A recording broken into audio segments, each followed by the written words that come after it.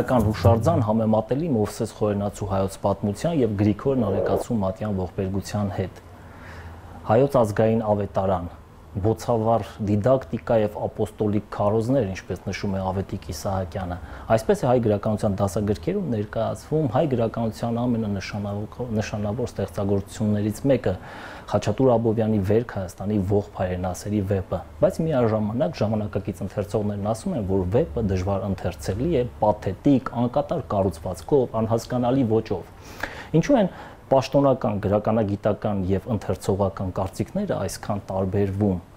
Այսօր Խաչատուր Աբովյանի Վերք Հայաստանի վեպը կարող է դառնալ բեսթսելեր, ինչպես 19-րդ դարավերջին եւ 20-րդ դարասկզբին էր, եւ պատրաստ են այսօր հրատարակիչները վերահրատարակել այս ստեղծագործությունը։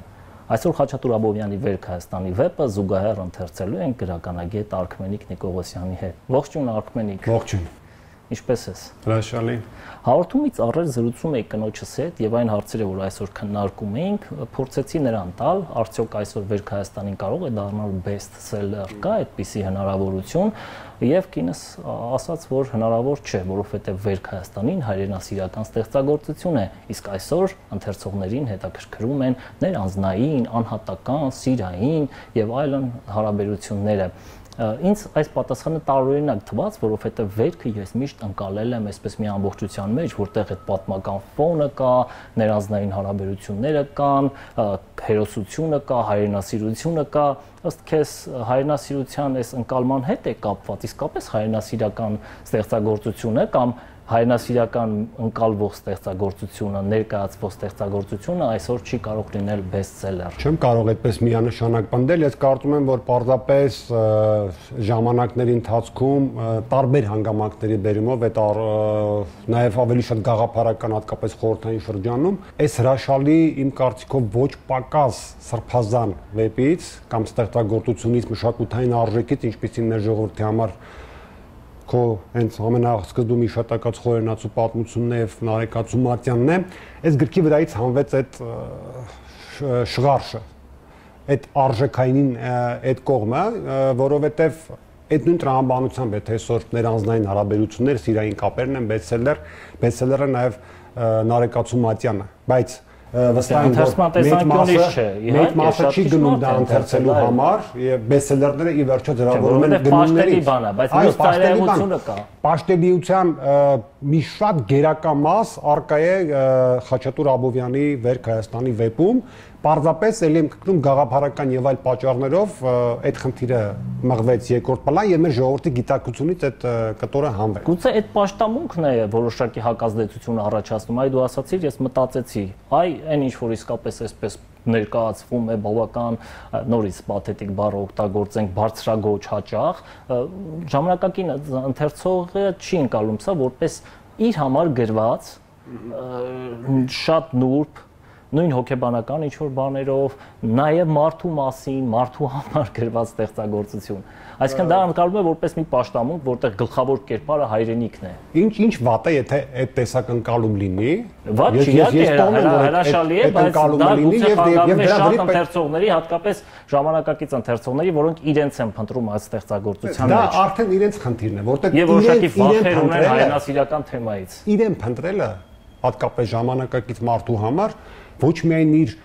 բարդույթները ինչ որ այլ վեպերով հաղթահարելու խնդիր է, մտ կարդամ տենամ ես իմ պատանեկան բարդույթները ոնց հաղթահարեմ, ոչ իրանց սեքսուալ վախերը հաղթահարելու այդ խնդիրն են լուծում գրքերը, այլ նաև ինքնափնտրտուքը գրականության մեջ, նաև քո ինքնության, ազգային ինքնության, քո արմատների փնտրտուքն է, որպեսզի քո տեղը գլոբալ դու իմանաս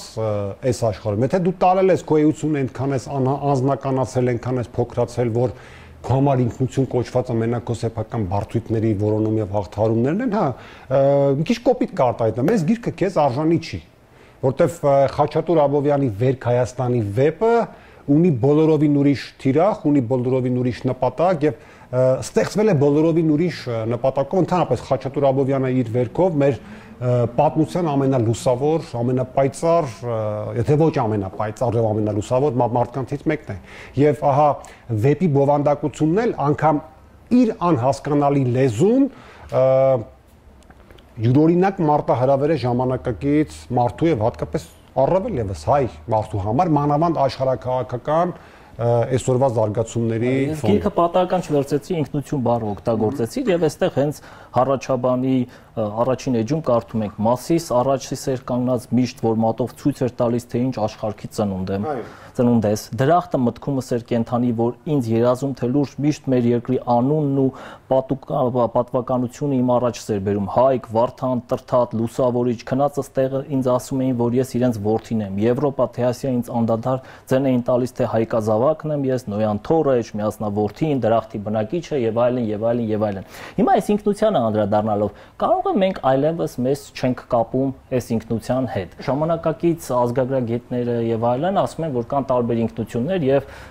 դարեր առաջ ապրած Հայկը, Վարդանը եւ այլն եւ այսօրվա հայ ինքնությունը շատ տարբեր կարող են լինել։ Այսինքն մենք ինչու այսօր այս վեպը այսպես չենք կարդում, չենք ընկալում այս գեղեցկությունը, ազնիվ իսկապես հայրենասիրական պաթոսը եւ համարում ենք դժվար ընթերցելի, որովհետեւ գուցե մենք այլևս Աբովյանի պես չենք կարող ասել, որ մենք հայկազավակն ենք։ Նույն Աբովյանը այստեղ բերում այն կարծիքը նաև հիշում ես, որ մեզ ընկալում են որպես վաճառական ազգ, բայց մենք այսինչ բաներ ունենք։ Գուցե մենք իսկապես թեև նարեկացու անուն կարող ենք տալ, խորենացու անուն կարող ենք տալ, բարձենալ մեր գրականությամբ եւ մշակույթով, բայց անհաղորդ է այդ մշակույթին։ Այդ խնդիրը կա, հարցադրում ինքնին շատ հետաքրքիր է, որովհետեւ շատ խորքային բաներ է պարունակում, բայց մի փոքր էլի Աբովյանի ոգուն եւ վեպի ոգուն ոչ արի բառապաշարով եւ մոտեցումներով գուցե անդրադառնամ այդ խնդիրներին, մենք ինչ վիճակ ունենք այսօր մեր հասարակության մեջ, մեր հանրույթի մեջ, մի կողմից ահա այդ արհամարում այդ պաթոսի, չգիտեմ, այն տեսակ խնդիրների, որ այսօր բարձրացնում է եւ միշտ բարձրացել է Խաչատուր Աբովյանը իր վեպում հայկազավակն ենք, չգիտեմ, Տրթատա թորն ենք, Տիգրանի թորն ենք, բայց եւ մյուս կողմից յուրաքանչյուր սեղանի վրա, չգիտեմ, ծառի տակ, ինչ որ թերթում, կինոների տիտրերի մեջ փնտրել Յան ազգանուն եւ այլն եւ այլն։ Սա վկայում է այն մասին, որ մենք այդ ինքնության տեսանկյունից մեր հասարակությունը որոշակի ճգնաժամի մեջ է գտնվում։ Եվ այդ ճգնաժամի պատճառներից մեկն էլ իմ խորին համոզմամբ ահա Վերք Հայաստանի վեպի իմ կարծիքով արդեն պարբերական չընթերցումն է, որտեղ ես արդեն ցավոք տարեց տարի անգամ ամիս, անգամ օրեցօր ես ավելի քիչ եմ հանդիպում մարդկանց, որոնք հաղթահարել են Վերք Հայաստանին եւ վեպը չկարդալու ոչ մի պատճառ ինձ համար արդարացուցիչ միջոց չէ։ Դժգոհում են լեզվից, մարտահրավեր է, սովորիր, ընթերցիր, հաղթահարիր, որովհետեւ իրականում այդքան էլ դժվար չի։ Իհարկե դժվար չի, պետք է հաղթահարես, որովհետեւ դա մարտահրավեր է, որովհետեւ դու որոշակի ճանապարհ պետք է անցնես, որոշակի տեղ հասնելու համար եւ սա ընդունիր մարտահրավեր եւ կարդա։ Գնաս, չգիտեմ, այսինչ ճանապարհորդությունների, սարեր բարձրանալու համար այսինչ ինչ զողողությունների կգնաս եւ այլն եւ այլն։ Սա էլ յուրօրինակ զողողություն է, որը պետք է կատարել։ Գաղափարները հարիր չեն այսօրվան, ընկալելի չեն, այդ նշանակում է, որ դու նաեւ այն շրջակայքը չգիտես, այս վեպի հետ կապված պատմական այն ժամանակահատվածը չգիտես, որում ստեղծվել է այս վեպը, բա էս էլ է ճանապարհ, գնա, հաղթահարիր, կառուցիր, կարդա եւ ես մեկ-մեկ մտքովս անցել է շատ եմ մտածել այդ մասին, թե ինչու այնուամենայնիվ մեր այս առաջին վեպին, Աբովյանի այս առաջին վեպին բախտ վիճակվեց գրվել հենց այս լեզվով, երբ որ երևի գրելու օրվանից էլ արդեն պարզ էր, որ 10, 20, 30 տարի հետո ինքը լինելու է անհասկանալի վեպ։ Այո, բարբարայնություն։ Այո, բարբարայնություն։ Ընդ որում ես ասեմ, որ նույն երբ որ ասենք բեսթսելեր 1860-ական, 70-ական, 80-ական կամ 20-րդ դարասկզբին առավել եւս այն ժամանակ արդեն ինքը իր բառային որոշակի շերտով անհասկանալի էր եւ այդ շրջանի հրատարակություններում ստիպված են եղել բազմաթիվ բացատրություններ տալ փակագծերում, տողատակերում կամ Թումոյանը երբ որ խոսում էր Վերք Հայաստանի վեպի մասին, ելի նշում էր այդ խնդիրները, որ կան, բայց ասելիքս ուր է տանում ընդհանրապես, որ ահա այս վեպը լինելով մեծ հայրենասերի, այդ բառը առանց պաթետիզմի եմ ես օգտագործում, մեծ հայրենասերի, իսկապես այդ հայրենիքի հայրենասիրությունը ոգով էփած, մարդու ստեղծագործություն է, որի հաղթահարումը այդ դժվարությունները յուրօրինակ կատարսիսի տանող ճանապարհը եւ այսպեսին էլ պետք է լինի այս վեպը։ Դրա համար ես միշտ դեմ եմ եղել ի սկզբանե եւ վեպի ադապտացումներին եւ վեպի վերապատումներին եւ նաեւ այն մոտեցումներին, որ վերջերս դրսեւորվեց վեպը ժամանակակից հայերենով արևելայինով փոխադրել շահել, որպեսզի բովանդակությունը ընթերցվի։ Մի փոխադրություն, որովհետեւ մտահոգությունը դեռ որն է եղել, որ մարդիկ հասկանալի լեզվով կարդան Աբովյանի։ Ոչ, ես չեմ ուզում հասկանալի լեզվով կարդալ։ Գուցե եթե ի վերջո նպատակը գալիս է բնօրինակը կարդալուն, այո, բայց ես ելի եմ կրկնում, սա յուրօրինակ մի խավարան է այն մարդկանց համար, որոնք հեռացել են իրենց ինքնությունից, ազգային, այն մարդկանց համար, որոնք հեռացել են իրենց պատմությունից, եկեղեցուց, չգիտեմ, այն բոլոր կարևոր գաղափարախոսություններից, որ կան այս վեպում, եւ ընդհանրապես այն ոգուց, որ կա այս վեպում, որտեղ սա ինչքան էլ խոսենք ժանրային տեսանկյուններից կառույցներ մեջ բերենք, նշեցիր, որ ինչ որ անավարտ բաներ կան մեջը, անկատար բաներ, ինչ-որ են դրանք մեջ բերես, սա ժանրային ձևով իրացված ստեղծագործություն չի ամեն դեպքում, հա, եւ նույնիսկ առաջաբանում գրված կտորը կա, չէ, Աբովյանի, ես գուցե հիմա մի քիչ նաեւ չափազանցությունների դիմեմ առերևույթ, բայց վեպի ստեղծման process-ը, որ Աբովյանը նկարագրում է շատ մեծ ոգևորվածությամբ եւ ստեղծման process-ի ոգևորությունը, որ ինքը ընկնում է ազգայության մեջ, ես այս ազգայության մեջ տեսած տեսիլի, չգիտեմ, պատկերի համաբանությամբ եմ դատում այս վեպի մասին եւ թողից ներվի, բայց ես դա շատ եմ նմանացնում Կորյունի Վարդմաշտոցի վարքագրության մեջ վկայագրված գրերի գյուտը ստեղծելու Մաշտոցյան տեսիլի հետ, որովհետեւ չգիտեմ ոնց են մեկնաբանում այդ տեսիլը եղել է, չի եղել, տարբեր մեկնաբանություններ կան, չէ, բայց հոգեվիճակը նույնն է։ Ահա Աբովյանի Վերք Հայաստանին նույն տեսակ ոգևորվածության եւ սրբազան պահի ստեղծված ստեղծագործությունը, ինչքան այն պահը, որ Մեսրոպ Մաշտոցը ստեղծել է հայոց գրերը։ Եվ եթե տեսնենք այս վեպի գլխավոր իրադարձություններից մեկը, որ տեղի է ունենում ամենասկզբից, հենց այդ ոգևորվածության պորտկումով տեղի ունեցած մի բան է, որովհետև մինչև այդ դու աղասուց չէր սպասի, որպեսզի որ նա կարող է ֆարաշներին պատուհասել, փրկել, թագուհուն խլել եւ այլն, որովհետև նա այդպես հարգված էր Սարդարի մոտ եւ պատմական վկայություններ էլ կան, մեկ էլ մի պահի մեջ հոգեբանական ինչ-որ բռնկում է լինում, ընդ որում նախորդող խոսքից էլ չեն կարող հայրենասիրական ինչ-որ բան տեսնել աղասու խոսքի մեջ, նա պարզ գյուղացի տղա է, հավատով, հարգանքով, երբեմն քննադատում է այդ գյուղական սովորությունները, պատարագից, ուտելիքից ուշանալը, չգիտես ինչ, բայց բարի է, հյուրասեր է, լավ քաջ է, քաջ տղա է, այնտեղ մրցության է մասնակցում, բայց պետք է մի խոշոր ցնցում լինի, որպեսզի այդ ինքնաճանաչողության ընթացքը սկսվի, նա գնա, հասնի միջև անի, ծանոթանա իր հայրենիքին։ Քո ասածից վերցնում եմ խոշոր ցնցում արտահայտությունը։ Այդ առումով, Վերք Հայաստանի վեպի ընթերցումը յուրօրինակ խոշոր ցնցում պետք է լինի ամեն առումով։ Ես էլ եմ կրկնում, բարդություններ պետք է հաղթարվեն։ Սա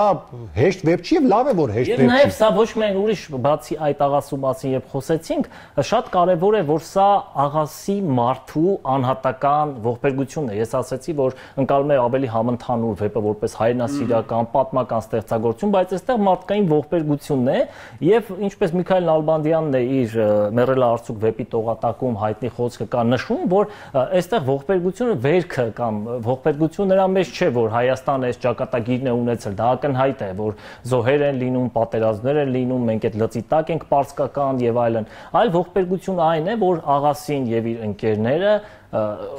շրջապատված են սառնասիրտ մարդկանցով, որոնք կարող են միայն ողբալ ստեղծված իրավիճակի հետ կապված եւ չփնտրել հնարներ։ Այսինքն որքան կարեւոր է եւ փաստորեն այդ ճակատագրին նաեւ վերքն է արժանանում, որովհետեւ այսօր էլ կարծես մեր իրականության մեջ շրջապատված է սառնասիրտ մարդկանցով։ Դա կա, դա իհարկե կա եւ այստեղ շատ կարեւոր է այդ անհատական ապրումի խնդիրը, այսինքն սա մեկ մարդու անհատական ճանաչողության հարց է եւ Աբովյանի հանճարը նաեւ սրա մեջ է, կարծես թե Հայաստանն է, պատմությունն է հայոց, երկրորդ գլուխը սկսում է այդ պատմության ներկայացումով, երկրորդ գիրքը մեկ էլ, բայց այդ անհատի սենտիմենտալ մի կերպարի պատմություն, եթե կարելի ասել։ Ես դրա համար շեշտը չեմ ուզում դնենք այդ բովանդակային մանրամասների վրա, որտեղ կարող ենք ժամանակակից էնել վեպի տեսության դիրքերից, ժամանակակից կերպարակերտման դիրքերից, չգիտեմ, ամենաբազմազան դիրքերից միլիոնավոր սխալներ գտնել ես վեպում, միլիոնավոր վրիպումներ եւ թույլ տեղեր, բայց ել եմ կրկնում, սա վեպ չի, որը շարադրվել է ժանրային օրենքները մեծապես հարգելով եւ այլն, մանավանդ որ շատ որ ուզենար Աբովյանը Այդ ոչ մի սխալ չէր լինի այս վեպում, ոչ մի թույլ տեղ, որտեղ այս վեպը կարդան, այո, իրպես գիտակ մարդ այդ ժամանակաշրջանում չգիտեմ Հայաստանում եղել է թե չէ ընտրում, աշխուղական այդ բանի ձևն է ընտրում, նախապես գրում է մի պոեմ, որը անավարտ է մնում։ Իր խնդիրներ եւ հրամցնում է։ Մենք այսօր ժամանակակից մեր խնդիրը պետք է լինի ժամանակակից հայ մարդու, ահա այդ Նալբանդյանի մատնանշած շրջապատող սառնությունը չեզոքացնել այս վեպի նկատմամբ եւ ելի եմ կրկնում, երբ որ Գանկեն ամենասկզբի հարցադրմանը բեսթսելեր կդառնա թե չէ, ինքը պետքա լինի բեսթսելեր, գիտեք, ոչ միայն անպայման ընթերցվելու պայմանով, այլ նախ եւ առաջ յուրաքանչյուր տանը լինելու պայմանով։ Ես Վերք Հայաստանին տեսնում եմ յուրաքանչյուր տան մեջ։ Սա բնավելի եմ ասում, պաթետիկ արտահայտություն չի եւ այսինքն որպես ավետարան, որպես մատյան ողբերգություն, որպես զորություն ունեցող ինչ-որ մի արժեք։ Ես դրան այդքան կողմ չեմ լինի իհարկե։ Այս լուսանկարը եւ Վերք Հայաստանին մեր սրբագույն մարդկանցից մեկը մեր պատմության Կոմիտաս վարդապետը ամենուր տարել է իր հետ։ Սա վերաբերմունքային փոխող արժեք ունի եւ վեպի էությունը ես տեսնում դրա մեջ եւ մի այլ լարթովել եմ ասել, ինձ պատմել են շատ կարեւոր վկայություն կա 1988 թվականի Արցախյան այդ ցույցերի ժամանակ, որ ժողովուրդը 100,000 արվավորներով հավաքվում էր Ազատության հրապարակում, այն ժամանակ կարծեմ թատերական էր, թե չեմ սխալվում, բազմաթիվ վկայություններ կան, որ մարդիկ հավաքված են, պետք է գիշերները նստեն, ազատ ժամանակ շատ կա եւ պետք է գրքեր բերեն իրենց հետ կարդան եւ մեծ մասը ահա այդ ոգու թելադրանքով ես վստահ եմ վերցել եւ հետները բերել են Վերք Հայաստանի եւ այդ շրջանում կարդացել։ Անկախության որ խորհրդային շրջանում իհարկե վեպը հրատարակվում էր նաեւ երբեմն որոշակի ուրեմն կրճատումներով նաեւ ադապտացված տարբերակը բացառիկ բան հրատարակվեց։ Հա, բայց խորհրդային շրջանում այստեղ շատ շեշտվում էր ռուսական ներկայությունը այս վեպում։ Հյուսիսային այդ բարեկամը, որ գալիս է Վոլգան, ինչպես Զանգի հավելվածում Աբովյանը նշում է բան, բայց դրանից հետո սկսեց Աբովյանը որոշակիորեն քննադատվել հենց այս կողմնորոշման տեսանկյունից եւ հնարավոր է այսօր էլ այս խնդիրը մեր իրականության մեջ կա անընդհատ քննարկվող հարց է քաղաքական կողմնորոշման հարցը արևմուտք թե Ռուսաստան եւ սա էլ ընթերցողին գուցե կարող է խանգարել ռուսական կողմնորոշման խնդիրը, որտեղ շատ ակնհայտ մարդը ասում է, որ օրհնվի են Սահաթը հայտնի տողը կա, բայց այդ տողի շարունակությունը կա։ Օրհնվի են Սահաթը ռուսի ոդկա հայոց լիս աշխարհը մտավ, բայց ես Ղզդլբաշի չարշունչը հալածեց մեր երկրից։ Այսինքն օրհնվում է ոչ թե ոդկը ինքնին, այլ օրհնվում է այդ ոդկի կատարած դերը։ Դրանք տարբեր հասկացություններ են եւ մի շատ կարեւոր կտորել մի հատված, որը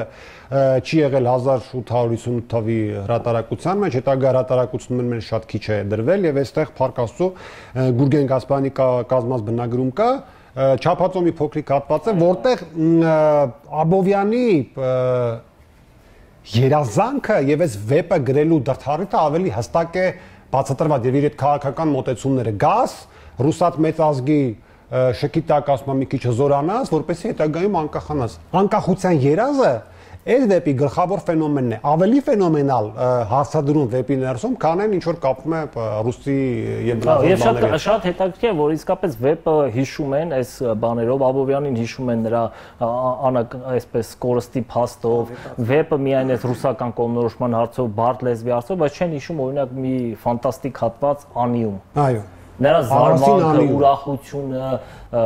ոգեշնչումը, հիացումը այդ քաղաքով, որ իր համար բացահայտում է դա։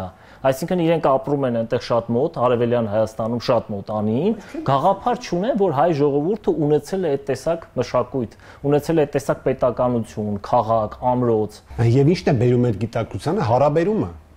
չէ՞, շփումը։ Եվ երբ որ այլ հիասթափությունը արևմտահայերից, որոնք հրաժարվում են մնալ այդտեղ եւ պետություն ստեղծել։ Էդ էլ կա, բայց այնուամենայնիվ իրավիճակը փոխում է, շփում է, հարաբերումը։ Նույն կերպ, էլի ես մի բանի որ կախվում եմ, պրտում չկա։ Էլի վերադառնալով բեսթսելեր կոչվածին։ Աբովյանի վերքը հա նման հարաբերումի, շփումի առիթ է։ Եվ սա վեպ է, որի ընթերցումը դառնում է այսօրվա սիրած բառով հեղափոխական, կան իսկապես ժամանակին ճիշտ պահին գրված վեպեր եւ այսօր էլ եթե գրքի շուկան ընդհանրապես նայենք այդ բեսթսելերների կան շատ կարճատև կյանք ունեցած բեսթսելերներ, որոնք պարզապես ծնվել են ճիշտ ժամանակին եւ բարձրացրել են այդ ժամանակին շատ ակտուալ խնդիրներ։ Բայց ես վիրավորական կհամարեմ Աբովյանի վերքը նմանատիպ հատույթներում ներկայացնելը, որովհետեւ սա էլի եմ կրկնում ոգու այսպես եփվածքով վեպ է, որը անգամ եթե կան վեպում տարեր, սյուժետիկ տարեր, իրավիճակներ, հա կոնկրետ արձագանք 1828 թվականների պատերազմին եւ այլն, այնուամենայնիվ սա իր հարցադրումների, գաղափարական հարցադրումների եւ իր խտանյութի մակարդակով սա այդ ժամանակներից բաներից վեր վեպ է։ Եվ էլի գուցե հիմա գնամ այսպեսի մի էլի տարօրինակ օրինակների, խորենացու հայոց պատմությունը վերցնենք կամ Աստվածաշունչը վերցնենք, չէ՞։ Երբ որ մեծ հաշվով խորենացու գրածը 5-րդ դարի մասն է, բայց այսօր ամեն առիթով եւ անառիթ նստում են ողբը մեջբերում են։ Այդ նրանից չի որ խորենացին այսօր նստեց ձեզ համար ձեր օրերին համահունչ ձևակերպեց այդ ողբի դրույթները կամ հատուկ չի որ ձեր օրերի համար Աստվածաշունչում սահմանվել են օրինակներ, պատմվում են պատմություններ, տալիս են քարոզներ, պատմվում են առակներ, որպեսզի դուք այսօր պարզապես դրանք են բացառիկ գրքերից են, որոնք